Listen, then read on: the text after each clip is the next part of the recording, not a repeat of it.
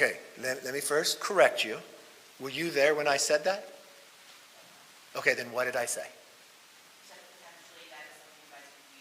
Okay, so you're claiming that I said we're going to impeach the president. I floated the idea of impeachment. Okay, so you're wrong. So if you record, go back and watch. I said impeachment inquiry. There is a big difference. And let me explain it because maybe not everybody understands it. What impeachment inquiry does when you vote on the floor, it gives you the apex of power of Congress. Okay? And just walk through what? We have 2 whistleblowers from the IRS claiming the Biden family were treated differently, that David Weiss let the statute of limitations run out. The basic rule of thumb in any case, when you're getting the statute of limitations coming up within 6 months, you get an extension based upon the individuals. They said the Bidens were willing to do that. They should do that.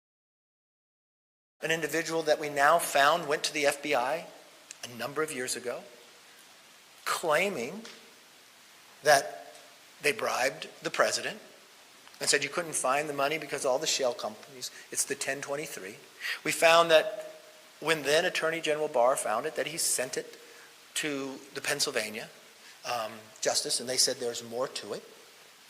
When does an attorney out-investigate the FBI?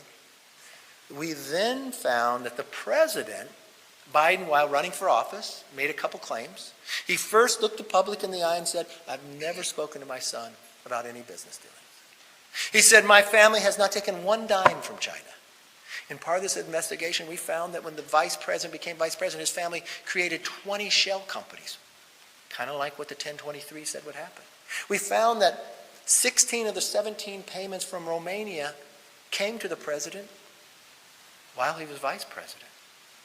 We now found that money did come from China, differently said. We've now found the president has changed what he said, but we have a real question about David Weiss and the Attorney General and the other 6 people in the meeting. It's contradictory based upon what the IRS agents said and asked questions and took notes from the meetings and emailed everybody about those notes. Now, if you're any member of Congress, this is not saying impeachment.